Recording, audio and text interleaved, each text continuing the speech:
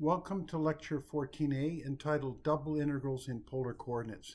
So now we're actually going to work with some examples in polar coordinates to sort of illustrate the calculation procedure with some more complex problems. This material is covered in section 16.3 of the text, and the objectives are to develop the tools for sketching and computing double integrals in polar coordinates. So concepts and visualization skills that come out of this particular lecture are integration bounds for radius r and angle theta. Get some sense as to what they look like, visualizing the bounding surfaces in polar coordinates, and the differential area in polar coordinates. As usual, the second slide is just a review of the slides to follow, so we'll just skip over this one. All right, so we'll start with the theorem for integration of double integrals in polar coordinates over polar rectangle regions. And so this is basically, again, going to be a Riemann sum, but this Riemann sum now is in terms of different coordinates. And so the expression, although looking similar, the details will be a little bit different. So, for example, if we're dealing with a function f, which has units of meters, and you're multiplying by an area, you're computing a volume. So if you take the sum of differential volume elements, sum them together, then in the limit, as the number of volume elements increases and each volume element gets smaller, that can be converted into a double integral. And so effectively you end up with a function f, evaluate x and y, where x and y are now basically replaced by r cos theta, r sine theta, and the area basically becomes the differential area in polar coordinates, which is r dr d theta. And the units, of course, of f r cos theta r sine theta will be meters. Otherwise, this would not have units of cubic meters. So delta area basically is shown. This is a differential area. Delta volume for individual volume element is shown as well. And again, the sums are typically done when you're looking at what happens in a computer or instrumentation. All right, so the theorem itself, change of variables for double integrals over polar rectangle regions. It assumes that f is continuous in the region R in the xy plane and expressed in polar coordinates as the region basically would be from 0 less than equal to a, so a has got to be greater than 0, is less than equal to r is less than equal to b. So there's an upper bound and lower bound on r. And alpha is less than equal to theta is less than equal to beta. But the difference between beta and alpha should be less than or equal to 2 pi, so that you basically do not sweep around a circle more than once. So if these conditions are satisfied, then f is integral over r, and the double integral of f over r is just what you see stated below. All right, so let's look at just geometrically a little bit more into this. We talked about this sort of more of a theoretical point of view, but this is perhaps a little bit easier to visualize now. So if we're dealing with polar coordinates, we're dealing with radial lines and circumferential lines. So the unit vectors in the transformed system would be in this direction and this direction. And again, because it's a right-handed coordinate system, the theta direction or theta hat direction would be pointing always into a counterclockwise direction. So something in this direction is getting larger, something in this direction is getting larger. So if we were to basically just draw this out in terms of a series of patches, right, then this is what the differential area would look like for this segment K, subscript K, right here. And so you would be evaluating this at some position here, which in terms of polar coordinates would be at a certain radius and a certain theta. Right, so a less than equal to r less than equal to b. What does that mean? Well, this would be r equals a, and this would be r equals b. So you basically be looking going from here all the way over to here. Alpha less than equal to theta is less than beta. The angle alpha would be this angle here, and the angle beta would be this one. So we'd be looking at everything between this line and this line, and everything between this line and this line. So this is essentially the region when we write things out in this fashion here. If you want to look at this a little bit more detail in terms of, what this differential area is, because it's polar coordinates are an orthogonal coordinate system, that means that this corner piece here, these will be basically vectors that are 90 degrees displaced with respect to each other. And in the limit, this just becomes a rectangular object when you make it very, very small. So this is because it's an orthogonal system that we have this. So if you take this as delta r, and you take this as r delta theta, rk delta r delta theta, right, then this times this basically gives you the area. Right, so this is just another way of looking at it. Mind you, this is a simple one. For more complex systems, it would be difficult to just write this out. So we just stick to basically the mathematical procedure which we had developed earlier. All right, you want to look at an interactive demonstration of this, you can go to the link and you can play a little bit with it if you wish. All right, so simple examples of integration limits in polar coordinates. So if you're given a region that looks like this, from 0 to b, that basically means you're starting at a single point, and the radial line moves all the way out to this point. 0 theta less than pi over 2 means you start here, and you sweep out to here. So effectively, you're mapping out the quarter circle, or the first quadrant. What about this case? 0 less than equal to r less than equal to b, alpha less than equal to theta less than equal to beta. Well, alpha would be some angle with respect to the x-axis. Beta would be some larger value with respect to x-axis. And 0 less than r equals b. RB would be here. R equals 0 would be this point here. And so this is the region that's swept out if you describe a region in this form. If you describe a region in this form, then you're going between an inner value of r, of a, and an outer value of b, which means you're going from this point to this point. And theta in this case from alpha beta would mean alpha is this angle, and beta would be that angle. So this is the region that you'd see if you were to write the region out in this form. If you want to, again, look at an interactive version of what we just described, then you can go to the URL that's mentioned on this page.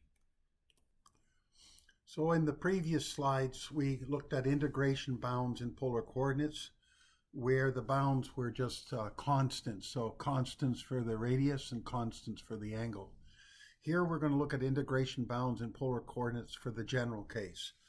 So in the general case, we'll always end up having that the outer bounds are between constant angles, but now the inner bound is basically going to be a function of the angle theta. That is, the radial radius is going to be a function of theta. And so this in short form would look like this. So let's look at this. You'll notice that h of theta, the actual radius, depends on the angle theta.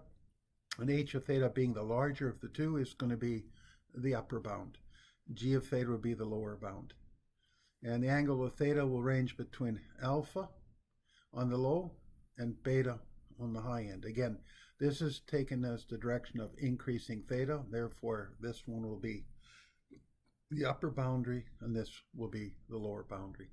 And so the region basically would be written in this form. All right, if you want to look at this in more detail, then you can look at this interactive version if you wish. Maybe help you understand certain things a little bit better. All right, so let's work through an example problem. You're given the problem statement. Find the volume bounded by the paraboloid z equals 9 minus x squared minus y squared, and the xy plane, which is z equals 0. So the boundary for the region of integration is defined by the intersection of the paraboloid and the xy plane, which means that you let z equals 0, which equals 9 minus x squared minus y squared. And if you write that out, that is just the equation of a circle with radius 3. So the region basically will have this form here. Now, if you put this in Cartesian form in terms of an integration, f of x, y, z, right, and you look at the bounds of a circle, then you find that half of the region that is a function of y would be the square root of 9 minus x squared, and the bottom half would be minus square root 9 minus x squared. And the argument of this basically is greater than or equal to 0 between the values of x minus 3 and positive 3. So this becomes the limits, the bound limits for the value of x.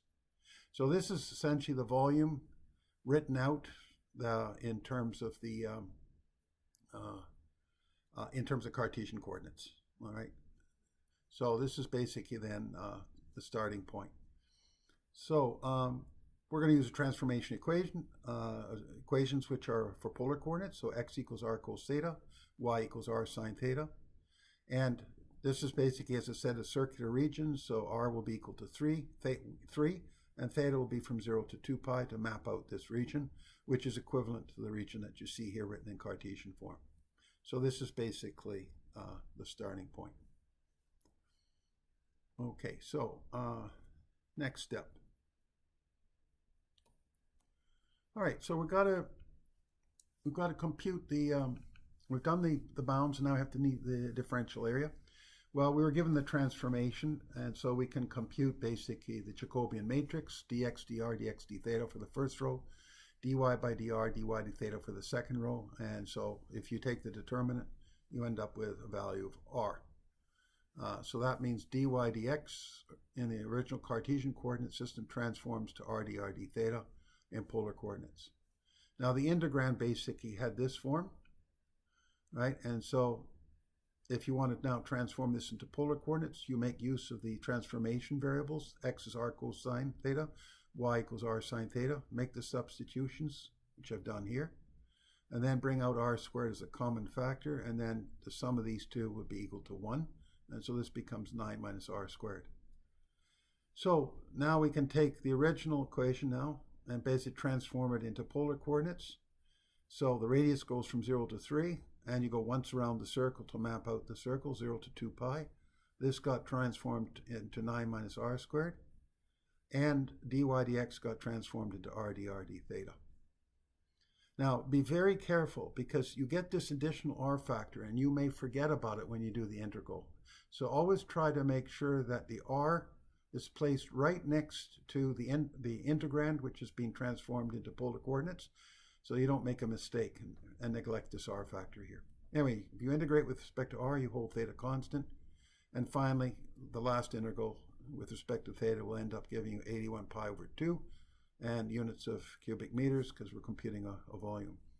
Now you'll notice I basically eliminated the absolute value sign, because with polar coordinates we have a right-handed coordinate system, right? And because of that, we know that the determinant of the Jacobian will always be positive, so there's no need to use the absolute value sign.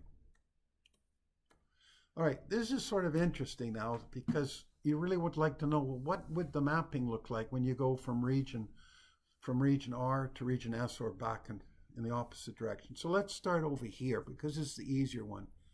We know basically that we're going from r equals 0 to r equals 3, and that theta is equal to 0 in this case. Then we hold r fixed, and we go from 0 to 2 pi, right? Then we hold it at 2 pi and basically bring r back to 0, and then finally here we hold r fixed at 0 and come all the way back. So this is region S, right?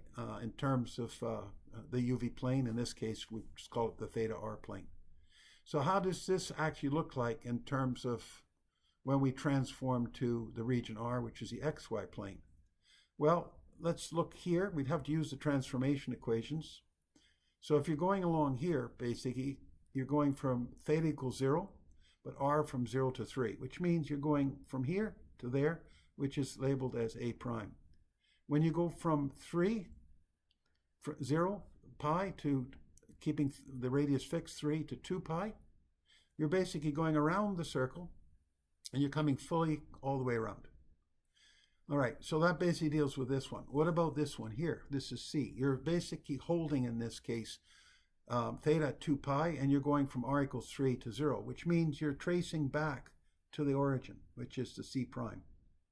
And finally, when you go from here to here, what are you actually doing?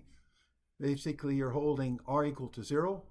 R equals 0 would be actually the origin, okay? That would be the origin.